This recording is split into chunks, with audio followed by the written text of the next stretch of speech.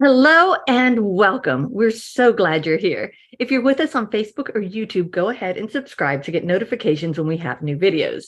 If you're with us on Zoom, drop a hi in the chat. We'd love to say hello back. If you're with us in person, hello, everybody.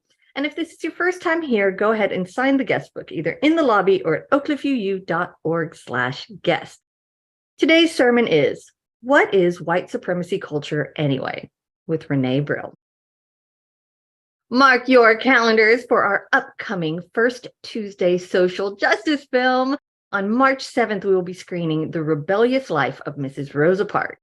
The event is free, so make plans to join. March 7th at 7 p.m. We also have nature walks and spirit talks on March 14th, 15th, and 16th. The nature walks are at 6, and the spirit talk starts at 7. You can find more information on this event on our website or in the e-blast. If you would like to help us on our path to becoming an anti-racist church, please join Widening the Circle of Concerns Action Group tomorrow and every Monday at 3 o'clock on Zoom. And if you are white identifying, join our White Accountability Group, or WAG, on the first and third Sundays at 12:15. All right, we have a lot of stuff going on all the time. So if you want more information on anything that I just told you about, or just to know what's going on, check out our e-blast. This week, in addition to that stuff, you will also find Teamwork Tuesdays. Thank you, Kenneth. Come help us with small projects around the campus every week. Widening the Circle of Concern updates. I give. Amazon Smile is gone, y'all. Continue to support your church with I Give instead. Phoenix Rising Southwest UU Women's Conference, March 3rd through 5th. They are focusing on reproductive rights this year. Texas UU Justice Ministries Legislative Action Day is around the corner on March 13th. Check that out as well as their action hour every Thursday. And you will also find the link to today's board meeting at 1 o'clock. All right, it is Sunday, but we don't stop the fun after the service. No. We also have Talkback at 11:15, where we get together and talk about the sermon and related topics. You always get something out of it, whether you choose to talk or just listen. We also have Adult Religious Exploration with Sarah at 11:15 over in Charity North and on Zoom. So join us. All right, let's get going, y'all. To everyone out there, I hope that you have a very happy Sunday.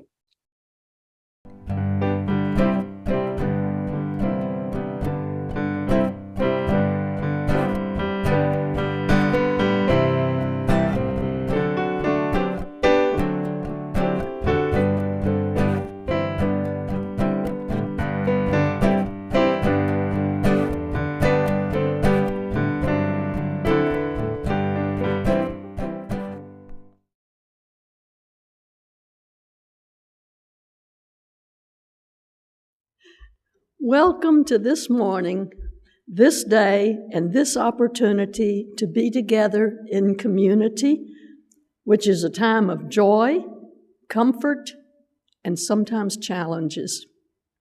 This Unitarian Universalist congregation is a place where we come to learn more about being human.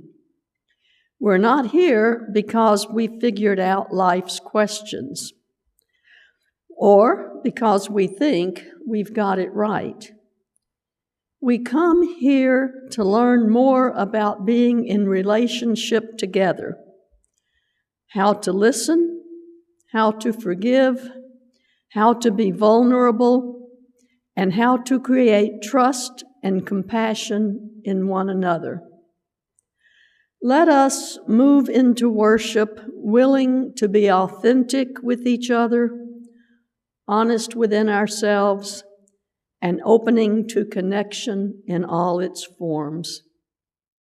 May the light we now kindle inspire us to use our powers to heal and not to harm, to help and not to hinder, to bless and not to curse, to serve you, Spirit of love, compassion, and forgiveness. Que esta luz que ahora encendemos nos inspire a usar nuestros dones y poderes para sanar y no para herir, para ayudar y no para impedir, para bendecir y no para maldecir, para servirte a ti, espíritu de amor, compasión y perdón.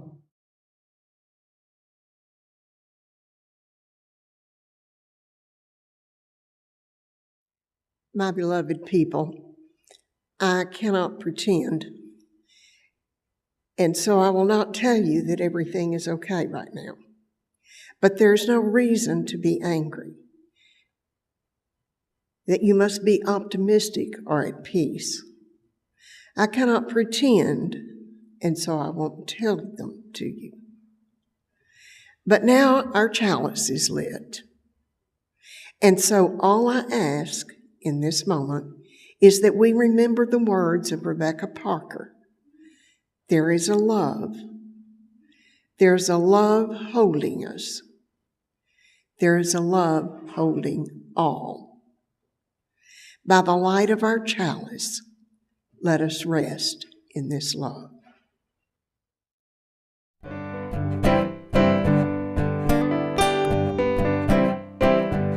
Love will guide us, peace has tried us, hope inside us will lead the way on the road from greed to giving. Love will guide us through the hard night. If you cannot sing like angels, if you cannot speak before thousands, you can give from deep within you. You can change the world with your love. Love will guide us, peace has tried us, hope inside us will lead the way on the road from greed to giving. Love will guide us through the hard night.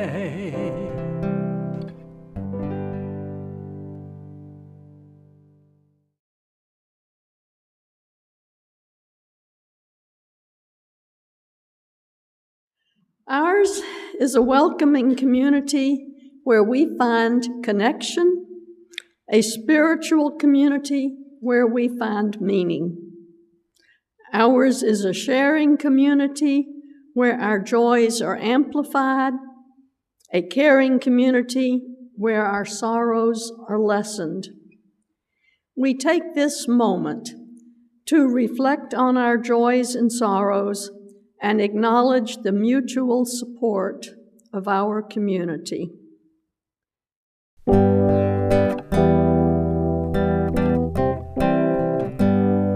When I breathe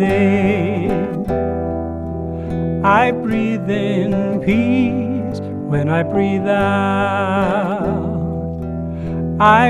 out love. When I breathe in peace. When I breathe out love.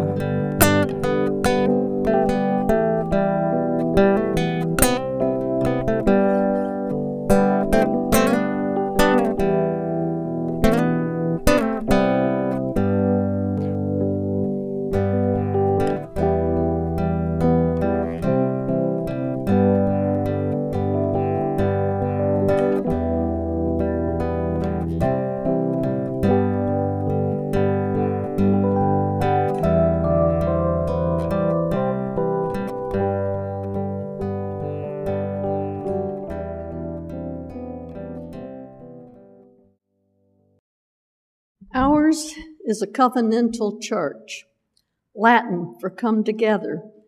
Covenant means a solemn agreement or promise from the heart, regarding a course of action between parties. The practice of promising to walk together is the core of our faith. Simply put, it is a guide for the behavior we expect from ourselves and each other. We are bound together by the promises we make to one another, and we recite our covenant during every worship service. Would you please rise and join us in our covenant? Because we love one another. Because we love one another, we honor each individual's spiritual journey. Because we love one another, we celebrate life's abundance in service to each other, our community, and the world. Because we love one another, we connect with each other in love, respect, and acceptance. Thus do we covenant together. Porque nos amamos una al otro. Honoramos el viaje espiritual de cada individuo. Porque nos amamos una al otro, celebramos la abundancia de la vida en el servicio a entre sí, nuestra comunidad y el mundo. Porque nos amamos uno al otro, ponemos en contacto a unos con otros en el amor, respeto y excepción. Así que hacemos pacto. Thank you. Be seated, please.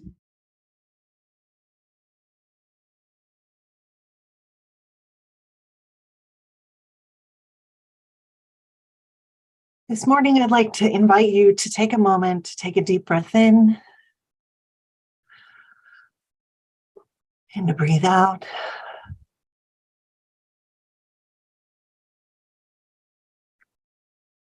And to take this time to ground yourself.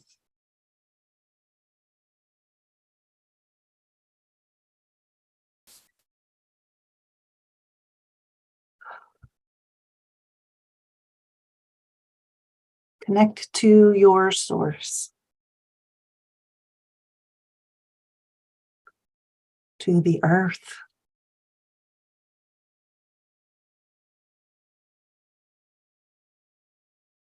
to your best self,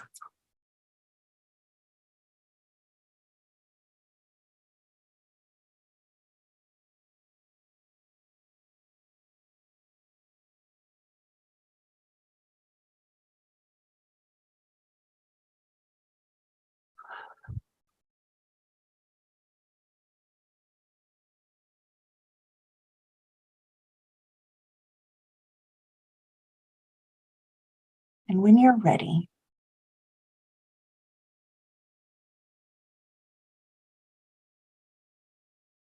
to come back to us here.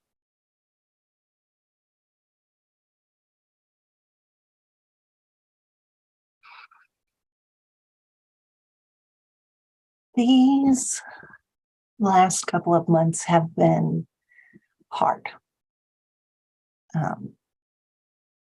I'd say hard for most of us, but I'm going to talk about myself, I guess, for a bit.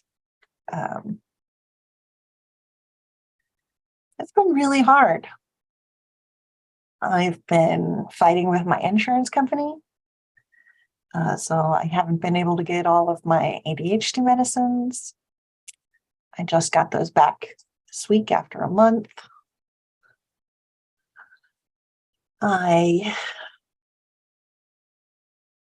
I'm still getting up in the middle of the night with a baby. And I'm trying really, really hard to be patient and gentle, while also being honest about where we are as a church, and to meet folks where they're at. And It's taken a lot of my energy. So much energy that on Sunday after church and talk back and the White Accountability Group and the meetings, I don't really have much left for my son when he cries, or for my dog when he wants to play. Luckily, my husband gets home at about the same time as church lets out, and I'm about to lock myself away and take care of myself and nobody else. And so Andrew can pick up and love the baby when I run out.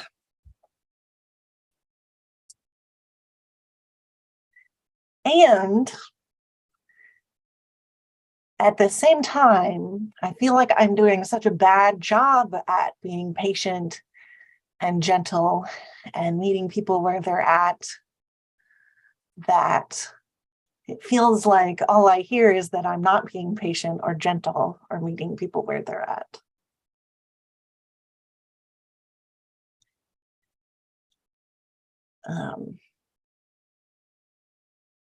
And that may be true. Maybe I'm not patient enough or gentle enough or able to meet every single person where they're at. And I'm okay with that because I'm human. Because it is what it is. And if that's true, then we're going to need to be gentle with each other. That if I can't meet you where you're at, maybe we can try and meet in the middle. Then I need you to be patient with me. And if I can't be the person that you trust or believe to tell you that we're going to be okay and that we're going to get through this together and that we're going to go to beautiful places together and that there is room for you in your whole humanness, then I need you to find somebody who can be that person. And that's actually much more realistic. Instead of us all trying to be everything for everyone, take a moment or two to make your own cheerleading buddy right now. Be that person who will call each other and ask how you're going, to encourage you to keep going, to be the person who you can complain and let it all out and be sad with, and to get each other cookies and treats and drink a nice, calming, relaxing cup of tea together, to be your companion in the work that we're doing. Because we all deserve that person. And we all need that person. And my son needs me to be that person for him.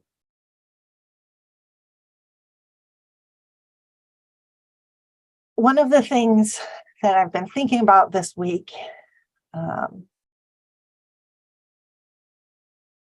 is why it is so hard to hear each other. Why there is this initial fear or miscommunication or difficulty hearing each other when I say white supremacy culture isn't about whether or not you're a good person. It's not about persecuting each other. That's not what we're trying to do. That there's space for joy in the work that we're doing. And I think I hypothesize that what makes it hard to hear each other is that we're still hearing each other through the filter of white supremacy culture, which is a cyclical kind of way of explaining it. And so I know that's probably not very useful. But this week, I want to start talking about the characteristics of white supremacy culture as described by Tema Okun, because Kathy Gray said it was really helpful for her, that this was one of the things that made it an aha moment, that we weren't trying to talk about how white people are bad. We're trying to talk about this culture of and way of being that hurts everyone, including white people. And that once we start focusing on those behaviors or ways of thinking or ways of looking at the world and how they hurt us and everyone, that work that we're trying to do gets easier. And a definition that Tema Okun uses is that white supremacy culture is what divides us from one another. It is what dehumanizes us. It divides white people from people of color from each other, white people from other white people. It is, in its very essence, dehumanizing to every single person.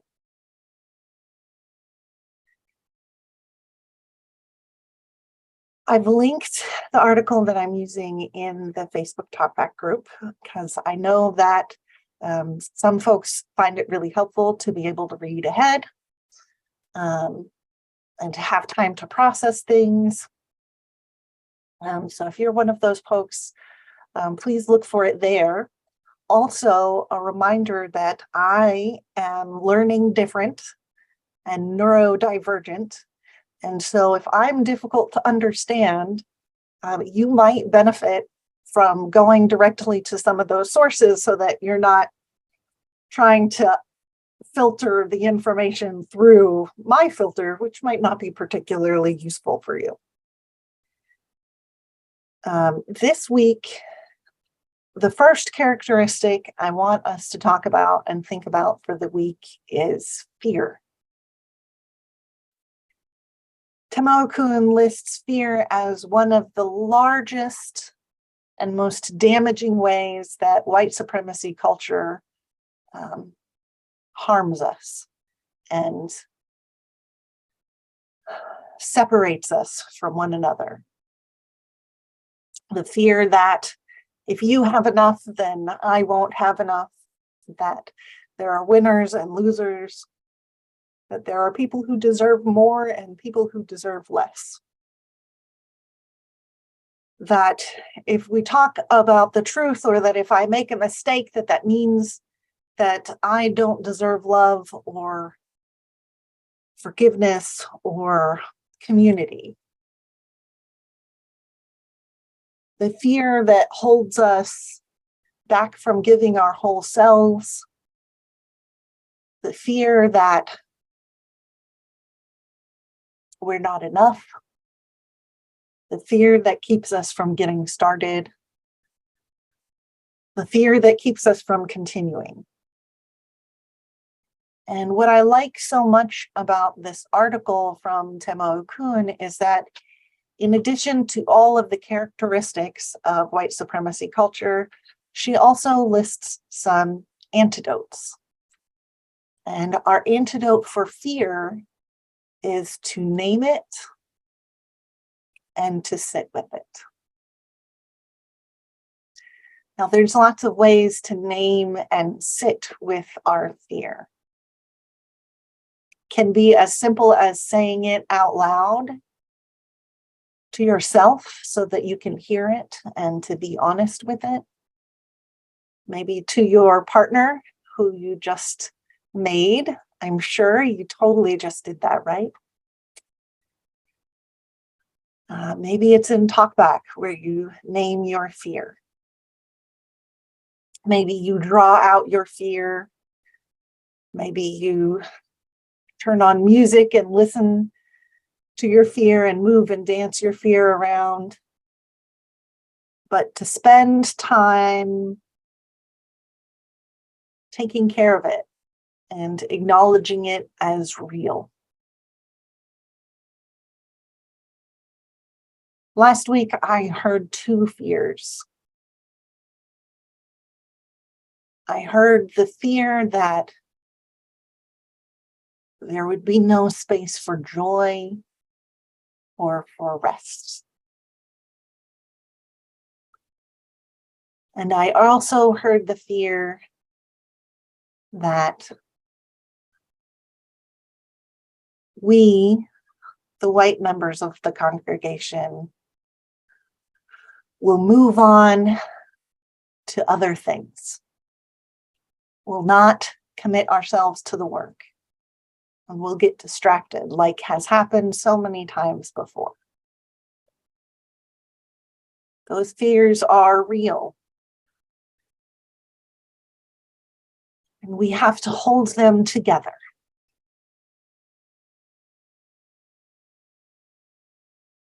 Face them together. Not talk each other out of them, but to be present with them. Because naming them is a way of taking their power away. But only if we acknowledge how important they are. You are allowed to be afraid and to keep going.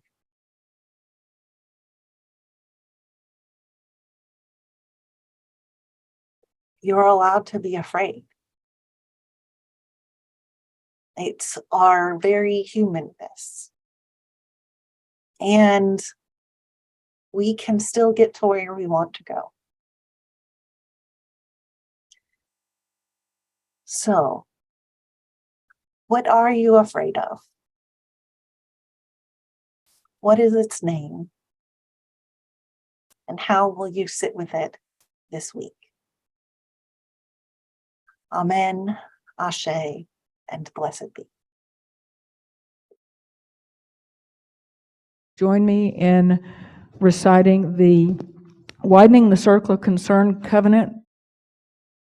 We, the Unitarian Universalist Church of Oak Cliff, commit ourselves to the study and dismantling of racism and oppression within our congregation. We commit our congregation and ourselves to the work of anti-racism and anti-oppression. We commit ourselves to listening, to learning, and to action. When we fail, we commit ourselves to trying again and again. We covenant to begin this work and to continue until all of us can truly say that we are a beloved community of justice, equity, and compassion.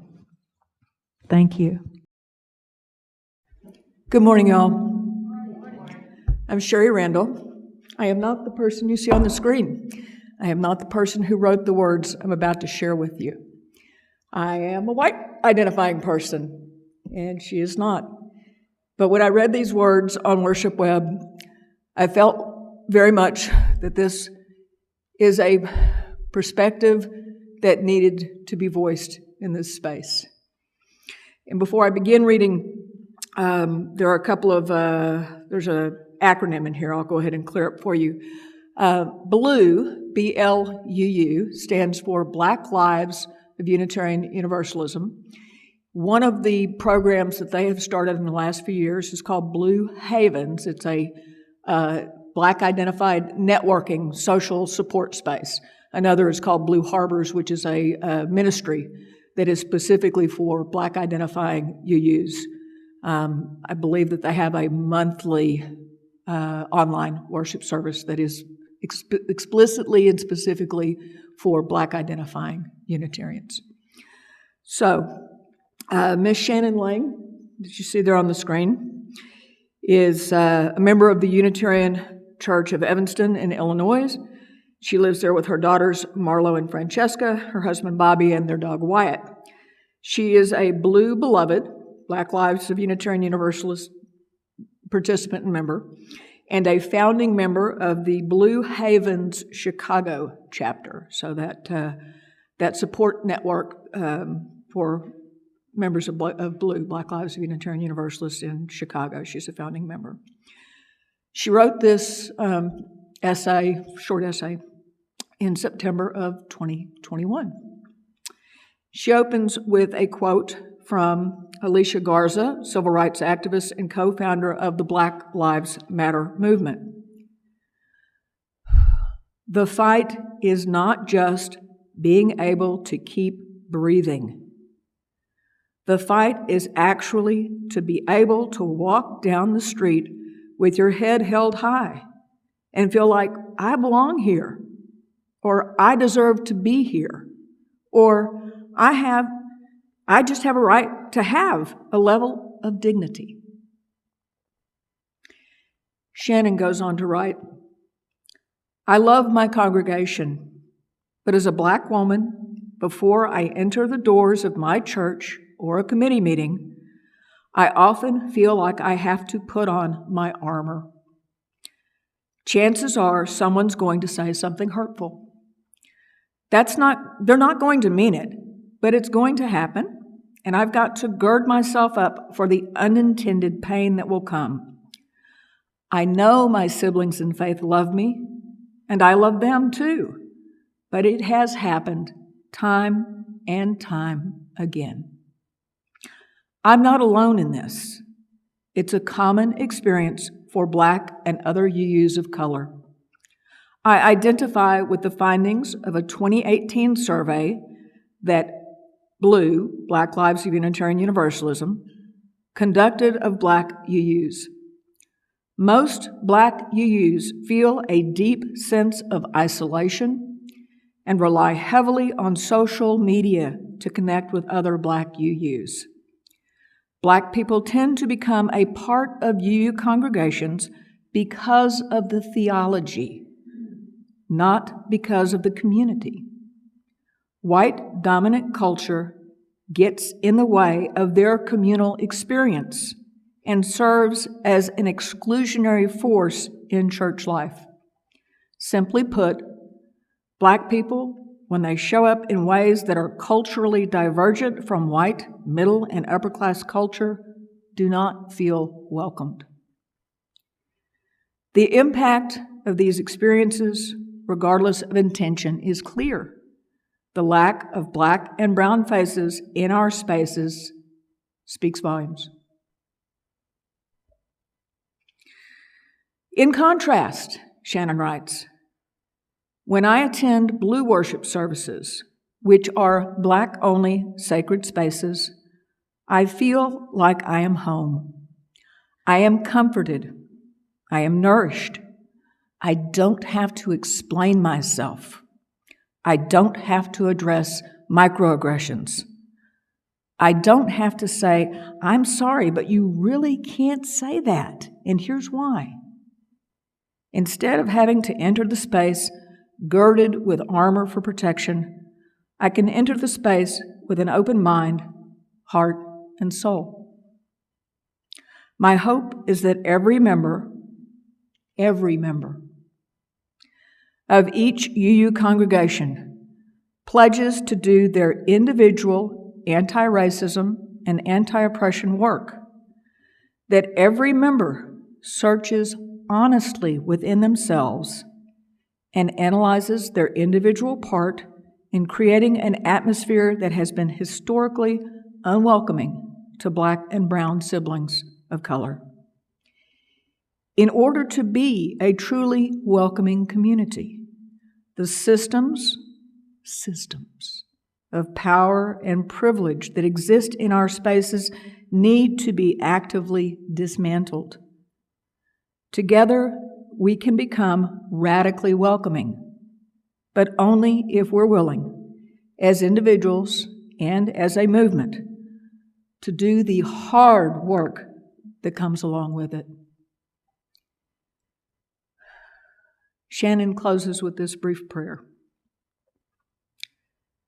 Spirit of life, may we dig deeply, examine closely, speak truthfully, and work diligently, tirelessly, honestly, lovingly, empathetically, and continuously, so all among us feel welcomed and loved. Thank you.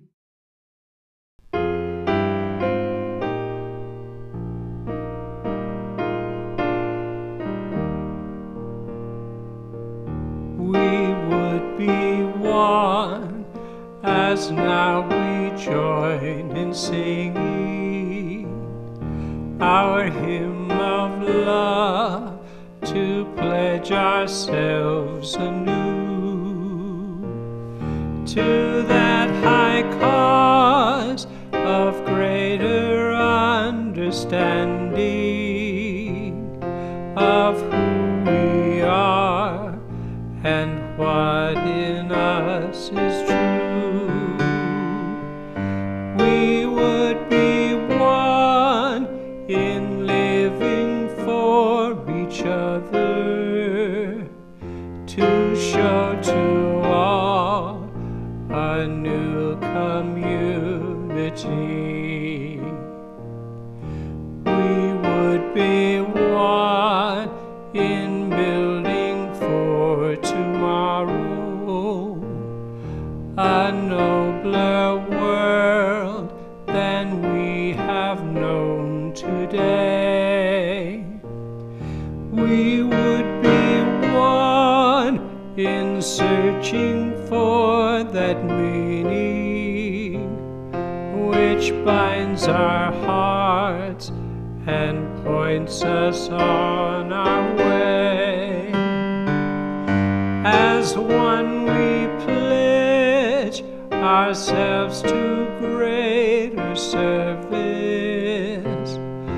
with love and justice strive to make us free.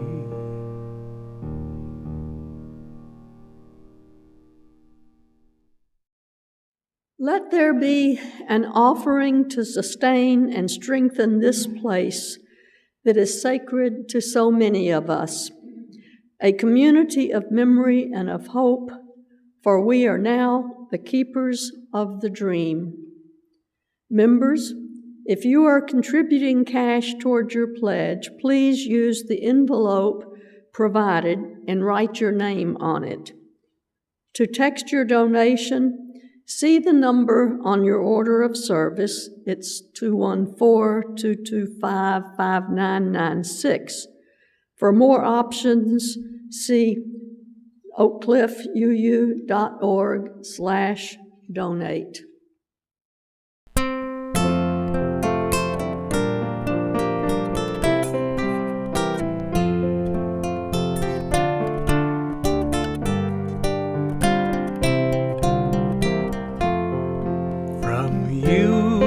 I receive, to you I give, together we share, and from this we live.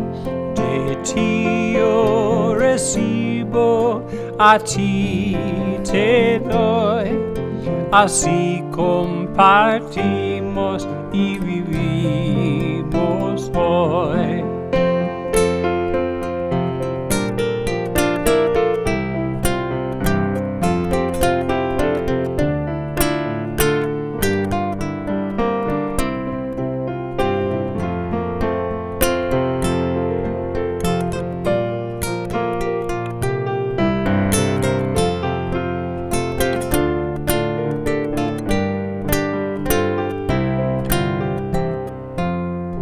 From you I receive, to you I give. Together we share, and from this we live. De tio recibo, a ti te doy, así compartimos y vivimos hoy. Go in Peace, Seeking Justice by Jim McGraw. When I say go in peace, I don't mean go in mindless oblivion. When I say go in peace, I don't mean go without challenging yourself or others. When I say go in peace, I don't mean go in utter ease and comfort. When I say go in peace, I mean go in peace seeking justice. I mean go in peace committed to equal rights and opportunities for all.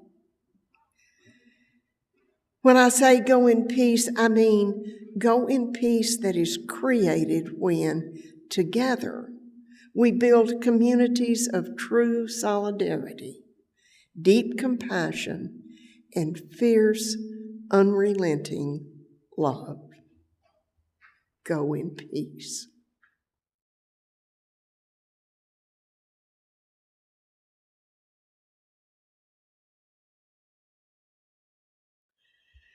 The Work We Share by Krista Tavis. It is our work shared with each other in covenant that creates and sustains this beloved community. We extinguish this chalice, but its light lives on in the directions we have chosen today. The light of this faith lives on in us together, in our hearts, minds, bodies, and spirit. Amen, and blessed be. Please turn and greet your neighbor. We do have some new people with us today. Let's share our love and peace with each other.